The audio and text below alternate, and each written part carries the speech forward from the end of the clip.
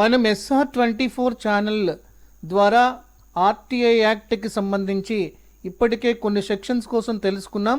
ఈరోజు విషయంలో ఒక పవర్ఫుల్ సెక్షన్ కోసం తెలుసుకోవడానికి ప్రయత్నం చేద్దాం. హక్కు చట్టంలోని సెక్షన్ 11పై సుప్రీంకోర్టు ఒక విషయాన్ని స్పష్టం చేసింది. అదేంటంటే, మూడో వ్యక్తికి సంబంధించిన సమాచారం మనం అడిగినప్పుడు అది ఆ వ్యక్తికి రహస్యమైనది అయితే మూడో వ్యక్తికి ఆ అభ్యర్థన గురించి PIO నోటీస్ ఇచ్చి ఆ సమాచారాన్ని బహిర్గతం చేయొచ్చో లేదో అని మౌఖికంగా కానీ లిఖితపూర్వకంగా కానీ అడగాలి. కానీ ఆ సమాచారాన్ని అధికారులు బహిర్గతం చేయకపోవడానికి సెక్షన్ 11ని ఒక సాధారణ సాకుగా భావించకూడదని సుప్రీంకోర్టు స్పష్టం చేసింది.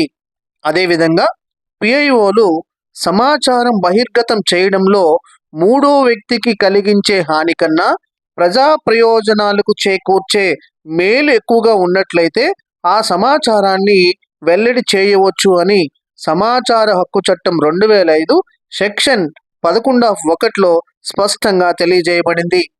సమాచార హక్కు చట్టం ప్రచారం చేయడంలో మరియు ప్రభుత్వాలు పారదర్శకంగా ఉండేలా చేసే ఈ ఉద్యమంలో మాతో పాటు మీరు కూడా భాగస్వాములు అవ్వాలని కోరుకుంటున్నాను.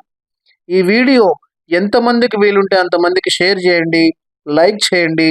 ఛానల్ ఇప్పుడు దాకా సబ్స్క్రైబ్ చేసుకోకపోతే ముందుగా సబ్స్క్రైబ్ చేసుకోండి. మరిన్ని అప్డేట్స్ మీ ముందుకు తీసుకురావడానికి మా సాయశక్తుల ప్రయత్నం చేస్తాం. సమాచార హక్కు చట్టంలో ఏమైనా సందేహాలుంటే ఈ కింద ఫోన్ నెంబర్కి ఫోన్ చేసి మీరు తెలుసుకోవచ్చు. ధన్యవాదములు.